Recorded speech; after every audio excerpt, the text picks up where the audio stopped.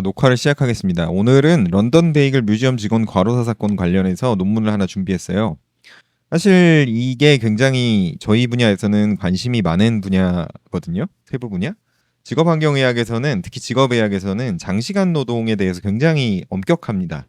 그래서 저희가 업무상 질병판정위원회, 그 고용노동부 산하에, 그 근로복지공단 산하에 그런 업무상 질병판정위원회가 각 지사마다 있죠. 거기에 직업환경의학과 전문의, 각 임상과 전문의들이 모여서 뭐 한 노무사나 아니면 변호사님들도 한두 분씩 오시는데 그 일곱 분이 모여서 이제 판정을 해요. 어떤 병이 직업병이다 아니다. 직업성 뭐 사고나 손상 같은 경우는 딱 봐서 되게 알기 쉽잖아요. 이 사람이 일하다가 사고를 당했으면 직업성 손상. 근데 질병 같은 경우에는 좀 애매한 측면이 있어서 그렇게 위원회가 열리고요. 엄청 많이 심의를 해요. 엄청 빠르게 심의를 하고 막 수도 없이 하는데도 지금 모자라서 뭐 AI를 도입한다고 하죠. 근데 이 장시간 근로 관련해서 뇌심혈관계 질환 인정 기준 세 가지는 이미 법으로 정해져 있어서 너무나 명백합니다. 그래서 입증만 되면 거의 인정이 돼요. 요 조건에 하나라도 걸리면. 근데 걸리지 않아도 이게 앞뒤 정황을 보고 여러 정황을 봤을 때 위원 7명 중에 과반수가 이거는 직업성 질환일 소인이 높다라고 하면 인정이 되죠. 그래서 한번 보여드리면은 그냥 런던 베이글 뮤지엄 직원 가로사부터 좀 보죠. 이게 그 저는 사실 이 브랜드 자체를 잘 몰랐어요. 제 아내가 베이글을 좋아하는데 런던 베이글 뮤지엄에서 사온 적이 몇 번 있대요. 근데 저는 이제 별로 관심이 없었는데 그냥 베이글 맛있는 걸 몇 번 먹은 기억은 나요. 그래서 쭉 보시면 2025년 7월 16일에 런던 베이글 뮤지엄 인천점에서 일하던 20대 남성 직원 정모모 씨가 과로사로 사망했대요. 근데 3개월 뒤인 10월 27일에 매일 노동뉴스에서 단독 기사 올리면서 알려졌대요.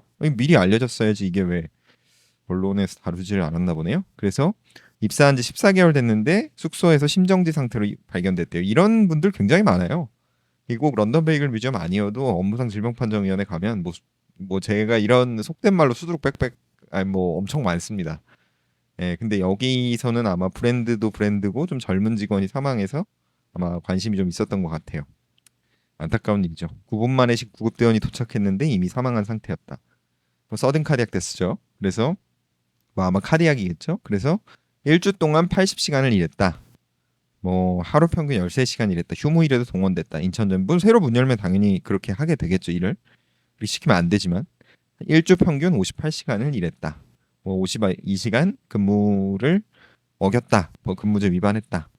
뭐 여러 가지 뭐 서명 뭐 사측의 회피 압박 당연히 사측의 회피 압박합니다. 이런 거 뭐 엄청 많아요. 이 질병판정위원회 들어가 보면 회피도 하고 압박도 하고 뭐 네가 이거 밝히면 뭐 어쩌고 저쩌고 뭐 네가 뭐 이거 아니다 우리 잘못 아니다 뭐 많죠. 뭐 고위급 임원이 뭐 과로사가 아님을 밝히겠다라고 했대죠. 용감하네요. 이런 말을 만약에 뉴스에서 했으면 진짜 난리 났을 텐데. 그래서 주 80시간 근무 사실 아니야. 뭐 이제 노동시간 기록은 근로기준법에서 사용자의 의무입니다. 노동자의 의무가 아니라 근로시간 기록을 해야 돼요. 객관적 기록이 남아 있으면 업무상 질병판정위원회에서 굉장히 판정하기가 쉽고 없는 경우도 간접적으로 컴퓨터가 켜지고 뭐 꺼진 시간 아니면 뭐 택시 기사들 같은 경우에 미터기 기록 이런 것들을 이용해서 계산을 할 수가 있습니다. 입장문을 게시했죠. 죄송하다고 했겠죠. 예, 지금 뭐 난리가 이 난리인데 직원들이 제보하고 추가 정황이 있고 이게 여기만 그런 게 아니라 다 그래요. 이게 뭐 중소기업에서 시간 딱 정해놓고 그렇게 일할 수 있는 상황이 아닙니다. 그렇게 만만하지가 않아요. 네. 그래서 이거는 뇌심혈관계질환 업무상 질병 판정위원회에서 사용하는 업무상 질병 인정 기준.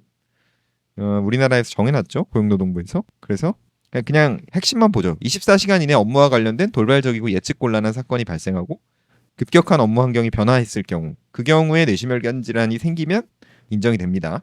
두 번째, 발병 이전 12주간의 일주 평균보다 발병 전 일주일 이내의 업무 양이나 시간이 30% 이상 증가한 경우 업무 양이나 시간 두 개 중에 하나만 해당되면 돼요. 그 다음에 마지막으로 발병 12주 동안 업무 시간이 일주 평균 60시간을 초과하는 경우 4주 동안 일주 평균 64시간 초과하거나 12주 동안 일주 평균 52시간 초과하면서 이런 업무 부담 가중 요인이 하나라도 있으면 이게 참작이 됩니다. 뭐 근무 일정 예측이 어렵거나 교대제거나 휴일이 부족하거나 유해한 작업 환경, 한랭하거나 온도 변화가 있거나 소음에서 노출되는 업무, 육체적 강도가 높은 업무, 시차가 큰 출장이 잦은 업무, 정신적 긴장이 큰 업무. 뭐 이렇게 세 가지예요. 그래서 정리하면 24시간 이내 뭔가 생겼거나 그 급격하게 뭔가 일이 생겼거나 일주일간의 일이 발병 전 12주보다 30% 이상 증가됐거나 발병 전 12주 동안 일주 평균 60시간 넘게 일했거나 아니면 52시간 넘으면서 뭔가 안 좋은 요인이 있거나 뭐 한번 예를 들어볼까요? 교대제 업무, 간호사들, 뭐 의사들, 뭐 경찰들, 소방관, 뭐 유해한 작업 환경에 노출되는 업무, 뭐 밖에서 일하거나 할랭, 뭐 경비원들, 아니면 건설 현장 근로자, 온도 변화, 뭐 용광로에서 일하는 경우, 아니면 소음, 뭐 시끄러운 소음에 계속 노출되는 업무가 있을 수 있죠. 뭐 시차가 큰 출장이 잦은 업무, 승무원들, 뭐 아니면은 기장, 비행기 기장, 육체적 강도가 높은 업무, 건설 현장, 뭐 정신적 긴장이 큰 업무, 뭐 예를 들면 트레이더라든가, 뭐 파생 상품 트레이더, 아니면 뭐 24시간 뭐 외환 위험 관리, 뭐 직원, 다국적 기업에 뭐 이런 경우 해당될 수 있어요. 그래서 논문은 이걸 가져왔습니다. 란셋 리저널 헬스 유럽. 이 란셋에서 나온 리저널 헬스 시리즈죠. 굉장히 좋은 논문, 좋은 저널이죠. 란셋은. 거기에 리저널 헬스라고 해서 뭐 아시아 웨스턴 퍼시픽, 뭐 유럽, 뭐 북미 뭐 이렇게 있어요. 뭐 임팩트 팩터는 본지보단 떨어지지만 그래도 꽤 좋은 저널입니다. 란셋 리저널 헬스 유럽이면 뭐 유럽은 선진국이니까 뭐 더 좋겠죠. 뭐 웬만한 것보다. 그래서 롱 워킹 아워가 50개의 건강 컨디션하고 어떤 연관이 있느냐, 모탈리티 아웃컴하고 어떤 연관이 있느냐. 그래서 4개의 유럽 국가들에서 멀티 코호트 스터디, 그러니까 코호트 여러 개를 한 10개 넘게 모아서 13개 정도를 모아서 분석을 했어요. 1저자이자 교신 저자는 핀란드. 야, 직업의학의 약간 가장 선두주자가 북유럽이죠. 그래서 스칸디나비안 저널 오브 뭐 어쩌고 저쩌고. 뭐 직업의학에 굉장히 유명한 저널이죠. 그래서 이 헬싱키, 핀란드, 노르웨이, 뭐 스웨덴, 뭐 굉장히 직업의학에서 앞서가는 나라들입니다. 그래서 핀란드에 이거 어느 분인가요? 피니시 인스티튜트 오브 아큐페이셔널 헬스. 우리나라로 치면 뭐 산업안전보건연구원 뭐 이런 거네요. 예, 거기서 일하신대요. 그래서 초록을 보면 그래서 롱 워킹 아워랑 헬스랑 어떤 연관이 있냐? 그래서 그동안은 뭐 메인리 카디오 메타볼릭 디지즈나 디프레션하고만 연구를 했는데 한번 전부 다 보자. 전부 다 본 연구가 없었잖아. 뭐 이건 관계 있나 저건 관계 있나 한번 다 살펴보자. 50개 질병을 가지고. 그래가지고 멀티 코호트 스터디 핀란드에서 59,599명을 메인으로 했어요. 투 파퓰레이션 코호트. 그다음에 9 코호트 44,262명을 스웨덴, 덴마크, 영국 그리고 그쵸. All part of the individual participant meta-analysis in working population 컨소시엄. 뭐 여러 국가 다국적 컨소시엄 이렇게 4개 국가에서 9개의 코호트를 더 추가로 선발을 했어요. 그래가지고 55시간 주당 55시간 이상 일하면 과로라고 했어요. 굉장히 루즈한데요. 우리나라 아까 52시간 이상 일하면서 업무 부담 가중 요인이 있으면 과로잖아요. 업무상 질병 인정 기준이잖아요. 55시간 굉장히 많이 봐줬네요. 60시간 우리나라 일하면 빼박 그거죠. 12주 동안 발병 이전 12주 동안 60시간 이상 일하면 이건 업무상 질병 인정 기준에 해당됩니다. 뇌심혈관계 질환 같은 경우에. 그리고 그래서 2,747명이 3,000 그러니까 프라이머리 코호트 2개에서 그다음 3,027명이 롱 워킹 아워에 해당이 됐고 뭐 몇만 명 중에 그래서 뭐 이런 거 다 보정하고 나서 카디오베스큘라 데스 심혈관계 질환으로 사망하는 게 해저드 레이시오가 통계적으로 유의했대요. 68%더 증가 1.68, 1.52 뭐 이랬대요. 인펙션 감염이 증가한대요. 1.37. 뭐 당뇨병도 약간 증가한대요. 1.18, 1.41. 그다음에 인저리 그러니까 직업성 손상이죠. 손상도 증가한대요. 그다음에 근골격계 질환 뭐 만성 요통이라든가 이런 것도 좀 증가한대요. 어깨 통증이라든가 한 15%, 13%. 올 코즈 모탈리티 그러니까 모든 사망하고는 관계가 없었대요. 그러니까 심혈관계 질환하고는 관계가 있는데 모든 사망하고는 롱 워킹 아워는 관계가 없었다. 왜냐?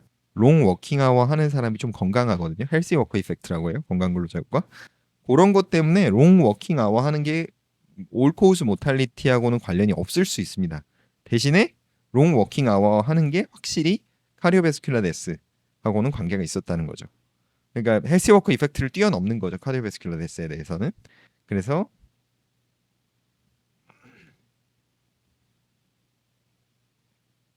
뭐 앞으로 연구를 많이 해보자. 좀 약한 것도 뭐 그런 식으로 얘기를 하고 있어요. 뭐 간단히 볼게요. 이건 뭐 그래서 뭐 이 최종적으로 보면 2개의 코호트가 프라이머리 어널리시스고 11개가 레플리케이션 어널리시스에서 2개가 빠졌어요. 왜냐?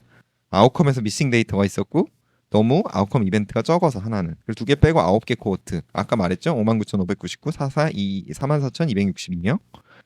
그래서 이거는 뭐 볼 필요 없을 것 같아. 제가 보니까 헷갈려. 이것만 보면. 이 표는 보실 필요 없고. 요거 보시면 요거가 메인인데, 그러니까 이거는 일단은 프라이머리 어널리시스만 한 거예요. 2개의 코호트에서. 볼까요? 55시간 이상 일하면 어떻게 돼요? 37% 증가해요. 인펙션이. 뭐 이런 식이에요. 1.37. 통계적으로 유의했죠? 1.13에 1.67. 뭐 이렇게 추세가 쭉 증가하냐 해가지고 트렌드 어널리시스 했는데 사실 이거 통계적 검정력이 좀 낮아요. 근데도 어쨌든 간에 0.05 아래면 트렌드가 있다는 거죠. 트렌드 있었네요. 박테리얼 인펙션 55시간 일하면 41% 이상 증가해요. 이거 공별량 다 보정한 거예요.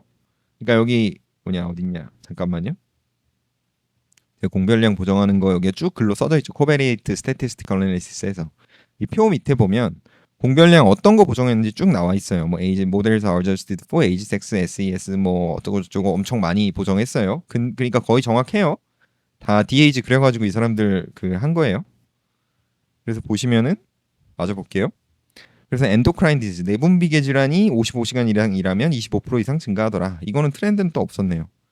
당뇨가 55시간 이상 일하면 18% 정도 증가하더라. 통계적으로 아슬아슬하게 유의했네요. 그다음에 nervous system, 그러니까 뭐 에피lep시라고 혹시 아시나요? 이 간질인데 제가 이제 특수건강검진 하다 보면 직장인들 대상으로 간질이 있는 사람이 굉장히 많아요. 그러면 어렸을 때부터 있으셨죠? 유전성이죠? 이렇게 물어봤는데 아니래. 20살 이후에 발병했대. 이런 사람은 약간의 유전적 요인이 환경적 요인을 만나서 증폭된 거예요. 그런 경우가 에피lep시에 꽤 있습니다. 그래서 보면은 55시간 이상 일하면 1.62, 62% 확실히 증가했죠. 그러니까 이게 에피lep시를 악화시킬 수 있는 요인이 될 수 있어요. 장시간 근로가. 환경 요인이 어떤 이런 뇌신경, 그러니까 신경계 질환을 발생시킬 수 있습니다. 뇌질환이나. 제가 아는 경우는 굉장히 harsh한 환경에 노출됐을 때 스키조프레니아, 그러니까 정신분열병이 발병한 사례도 있어요. 애초에 그런 소인이 있던 사람이 엄청 harsh한 환경에 노출이 되면 생길 수 있죠. 뭐 우울증도 마찬가지고 슬립 디스오더 이건 당연히 생기겠죠. 롱 워킹 아워 하면 아무래도 오래 일하면 잠도 잘 못 자겠죠.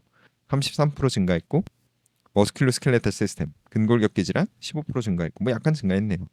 류마토이드 관절염이 류마티스 관절염이 꽤 증가하네요. 이것도 환경적 요인이 있다는 거죠. 어떤 기본적으로 자가 면역 질환이지만 환경적 요인이 복합되면 엄청 심해지거나 뭐 발병이 늘어나거나 뭐 그런 거죠. 사이아티카 좌골신경통, 이 엉덩이 뒤쪽 아픈 거죠. 오래 앉아 있거나 뭐 자세 안 좋은 경우 신경이 눌려서 그쪽 그 뭐라고 하냐 소아스 머슬? 하여튼 그 구멍이 있어요. 그 근육 사이로 엉덩이에서 이게 신경 나오는 근육이 있는데 거기 눌리면 생기는 거. 장시간 근로하면 엄청 증가하네. 62% 증가하고. 그다음에 circulatory and respiratory symptom 증상 자체는 엄청 증가하고 49% 55시간 이상 일하면 인저리 직업성 혼상이죠. 이것도 27% 증가. 통계적으로 유의했고 파울 떨어지는 거. 이게 뭐 건설 현장 근로자 같은 경우에 오래 일하다 보면 나중에 주의 집중력도 흐트러져서 비계 같은 데서 헛디뎌서 떨어집니다. 그럼 사망하는 경우도 간혹이 아니라 꽤 있어요. 그래서 22% 증가. 그다음에 얼리 카디오베스큘라 데스 조기 심혈관 사망이죠. 아까 런던 베이글 뮤지엄 직원 같은 경우에 68% 증가하죠. 엄청 증가하죠. 55시간 이상 일하면 심혈관계에 무리를 주니까 그래 스트레스를. 그래서 그러면은 population attributable fraction은 뭐냐면 이런 것들이 과연 얼마나 전체 인구 집단에서 이 질병에 대해서 차지하느냐. 그러니까 이 질병 예를 들어서 카디오베스큘라 데스에서 뭐 카디오베스큘라 데스가 꼭 과로 때문에만 생기는 건 아니잖아요. 예를 들어 나이 들어서 생기고 유전적으로도 있을 거고. 근데 과연 이 과로 때문에 그러면은 얼마나 몇 100% 중에 몇 프로나 과로라고 얘기할 수 있느냐. 과로 때문에 55시간 이상 일한 것 때문에 영향을 받았다고 그것 때문에 어떤 리스크가 증가했다고 이야기할 수 있느냐라고 봤을 때 그걸 population attributable fraction이라고 하는데 총 발병자 중에 이 악화 요인으로 인한 기업 위험 분율이죠. 3% 넘는 것만 한번 볼까요? 에피lep시 3% 넘죠. 3.01%. 그다음에 사이아티카 좌골신경통 3% 넘죠. 그다음에 카디오베스큘라 데스 심혈관 질환 사망이 3.32%죠. 통계적으로 유의한 건 이거 양수면 되는 거니까 카디오베스큘라 데스 다 통계적으로 유의했네요. 이 세 가지. 2가 넘는 건 박테리얼 인펙션, 세균 감염, 그다음에 류마토이드 관절염, 류마티스 관절염, 그다음에 서큘레토리 앤 레스피레토리 심품 증상, 심혈관계 질환 증상. 증상은 뭐 질병은 아니니까 1 넘는 걸 볼까요? 뭐 나머지죠 다. 그래서 뭐 이걸 왜 했냐면 보건학자들은 자기가 연구하는 분야가 전체 인구 집단에서 얼마나 영향력이 있는지를 끊임없이 확인하려고 해요. 왜냐하면 중요하지 않은 문제 건드리지 않아요. 왜냐하면 이게 리스크가 뭐 1.2%, 1.3% 이거 뭐 일반 임상의학 하는 사람 입장에서 보면 이게 무슨 리스크야 이러잖아요. 근데 보건학 하는 사람 입장에서는 전체 인구 집단이 만약에 전부 다 노출돼서 1.2%가 증가하는 거면 1.1% 증가하는 거면 그러니까 10%가 증가하는 거. 1.1. 렐라티브 리스크 1.1, 1.2, 1.05도 그래요. 1.03, 3% 증가하죠. 뭐 이게 무슨 리스크예요. 근데 통계적으로 유의했어. 막 신뢰 구간이 1.01에서 1.04야. 1.03인데 통계 그 포인트 리스크 에스티메이트가 3% 증가한다는 거잖아요. 이게 뭐 무슨 리스크야. 임상의학 하는 사람이 그러는데 전체 인구 집단한테 다 노출되는 리스크 팩터 예를 들면 햇빛 같은 게 3%다. 이러면은 좀 얘기가 달라져요. 그럼 population attributable fraction이 엄청 커집니다. 그래서 이거를 항상 궁금해해요. 보건학 하는 사람들은. 그래서 이거는 이제 65세까지만 본 거, 요거는 전체 다 본 거. 이게 아까 그거예요. 카디오베스큘라 데스는 롱 워킹 아워 한 사람에게서 약간 높아요. 근데 논 카디오베스큘라 데스가 스탠다드 롱 워킹 아워에서 약간 또 낮아. 스탠다드 워킹 아워 그룹에 비해. 그래서 퉁치면 똑같다는 거예요. 이거 똑같아요. 60 맥시멈 팔로우업으로 봤을 때도. 이거 왜 그러냐? 헬스 워커 이펙트가 있는 거예요. 그러니까 오래 일하는 근로자들은 전체적인 건강 상태가 약간 좋기 때문에 오래 일해도 이제 카디오베스큘라 데스는 높아질지언정 논 카디오베스큘라 데스가 낮은 거죠. 그래서 토탈 모탈리티가 비슷해지는 거죠. 그래서 헬스 워커 이펙트를 사전에 보정하고 분석할 수 있어요. 근데 이런 코호트에서는 쉽지 않죠, 사실. 이거는 아까 프라이머리 코호트 2개만 본 게 아니라 나머지 레플리케이션 코호트 11개에서도 같이 보여준 겁니다. 비슷해요, 대체로. 그래서 박테리아 인펙션 증가하고 엔도크라인 디지즈, 내분비 질환만 뭐 레플리케이션에서 그러니까 재현이 안 됐죠. 이건 뭐 의미 없어요. 레플리케이션이 잘못됐을 수도 있는 거고. 그다음에 nervous 시스템도 그랬는데 뭐 이거 저도 의미 없다고 별로 의미 없다고 생각합니다. 뭐 11개 코호트 사실 숫자만 그러니까 11개 숫자만 많지 전체 인구는 프라이머리 코호트랑 비슷했죠. 서큘레토리 앤 레스피레토리 심텀도 이것도 뭐 의미 없어요. 심텀이니까. 네, 얼리 카디오베스큘라 데스가 약간 낮게 나왔는데 이것도 의미 없어요. 제가 봤을 때는 관련이 있습니다. 이거는 뭐냐면 똑같이 장시간 근로를 하는 경우에 당뇨가 있고 없고에 따라서 얼리 카디오베스큘라 데스에 대한 위험이 해저드 레이쇼가 얼마나 달라지는지. 당뇨가 없는 군에 비해 있는 군은 2.87배 얼리 카디오베스큘라 데스가 잘 생기고 이거는 롱 워킹 아워 피플에서만 본 거예요. 그러니까 아까는 스탠다드 워킹 아워랑 롱 워킹 아워 피플을 서로 비교했다면 이번에는 롱 워킹 아워만 남겨놓고 다이아베테스 당뇨가 있냐 없냐에 따라서 얼리 카디오베스큘라 데스 위험이 얼마나 달라지느냐 요걸 본 거예요. 당뇨가 있냐 없냐에 따라서 박테리얼 인펙션이 롱 워킹 아워인 경우에 3.68배 증가했다고 하죠.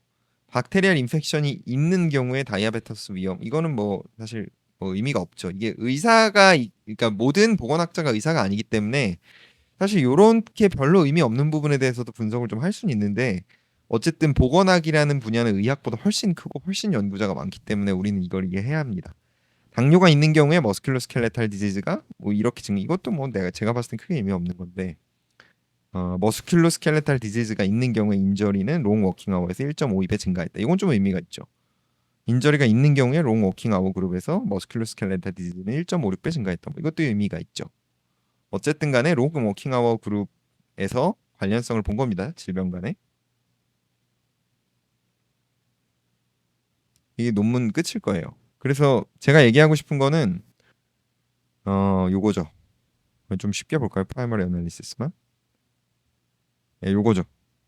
요 얘기를 제가 드리고 싶었어요. 여러 가지 질병이 증가할 수 있다. 그중에 인펙션, 박테리아 인펙션 증가할 수 있고 내분비계 질환, 당뇨 증가할 수 있고 간질 증가할 수 있고 수면장애 증가할 수 있고 그다음에 머스큘로스켈레탈 디지즈 증가할 수 있고 류마티스 관절염 악화될 수 있고 좌골신경통 증가할 수 있고 인저리 증가할 수 있고 떨어지는 거 증가할 수 있고 조기 심혈관 사망 당연히 증가할 수 있죠. 이게 사실 메인이었으니까 그동안. 근데 이게 조기가 아니라 그냥 심혈관 사망을 본 거고 얼리 카디오베스큘라 데스는 아마 그 나이가 어릴 때 사망 아마 35세 이하인가 아마 있을 거예요. 논문에 나와 있을 거예요. 그래서 그거를 본 겁니다. 그래서 런던 베이글 뮤지엄 사건은 안타깝지만 이거는 뭐 여러 가지 얘기가 많은데 사실 이게 그전에도 엄청 이런 케이스가 많은데 언론에서 이렇게 꼭 터트려 줘야만 다뤄지는 건가? 저는 예를 들어 제가 업무상 질병판정위원회 들어가면 뭐 뇌심혈관계 질환 뭐 심의 들어가면 이런 사람만 하루에 제가 한 30명 넘게 심의하고 오거든요. 근데 뭐 나이 많으신 분도 있는데 젊으신 분도 많아요. 뭐 나이 30세 미만, 20세 미만 이런 분들도 꽤 많거든요. 근데 이런 분들이 다 억울하다고 이렇게 언론에 미리 올렸으면 좀 해결이 됐을까요, 이게? 근무 시간 기록이 남아 있는 경우는 비교적 정확하게 판단할 수 있지만 안 남아 있는 경우, 예를 들어 영업 직군이나 뭐 회사 임원이거나 한 번은 국민은행 뭐 지역본부장님도 있었어요. 골프 치다 사망하셨어요, 새벽에. 이게 근데 근무 기록을 안 남겨요, 임원급은 영업이나. 그러면 이거를 뭐 예를 들어 영업을 하러 영업직이 지방에 가서 운전해서 가는 시간을 과연 업무 시간으로 봐야 되냐? 봐야 되죠, 당연히. 그런데 이걸 뭐 기록을 안 남겨놨을 거 아니에요, 이 사람이. 이게 굉장히 곤란해지는 거예요. 그래서 사업주의 의무긴 하지만 실질적으로 지키기가 어렵다, 뭐 이거죠. 그럼 이걸 어떻게 해결할 수 있을까요? 제가 봤을 땐 법으로 근로기준법으로 뭐 좀 명시를 해서 근로 시간을 기록하지 않는 경우 과태료, 뭐 이렇게 뭐 중대재해처벌법으로 처벌, 뭐 이것도 답이지만 사실 투자 시장에 저기 뭐냐 그 ESG라는 레이팅 그 지표가 있어요. ESG 레이팅에 직업성 질병이나 직업성 사망, 뭐 과로 이런 것도 있거든요. 그런 것들에서 걸리면 어떻게 되냐면 투자를 못 받거나 삼척블루 파워라고 그 석탄 발전 채권이 시장에 못 풀렸어요. 왜냐면 아무도 입찰을 안 했어. 금융기관들이. 왜냐? 이게 ESG에 걸리잖아요. 어긋나잖아. 석탄 발전이 좀 그러니까 뒤처진 거잖아요, 시대에. 친환경이 아니잖아. 그러니까 이게 ESG에서 불이익을 받으니까 이 투자사들도 채권에 입찰을 안 한 거예요. 이제 막 그런 식이에요. 이게 그렇게 해서 불이익을 주거나 신용 등급이 깎이거든요. 그런 식으로 되면 ESG 레이팅이. 그러니까 그런 방법으로 좀 해결을 하는 방식도 있습니다. 꼭 무슨 과태료, 무슨 뭐 처벌, 뭐 대표이사 뭐 감옥행 뭐 이것만이 답이 아니라 오히려 돈이 더 무서울 수도 있어요. 그런 식으로. 투자를 못 받거나 아니면은 뭐 채권을 푸는데 엄청 비싸게 풀어야 되거나 이자율을 뭐 그런 식인 거죠. 네, 그래서 오늘은 여기까지 해보겠습니다. 감사합니다.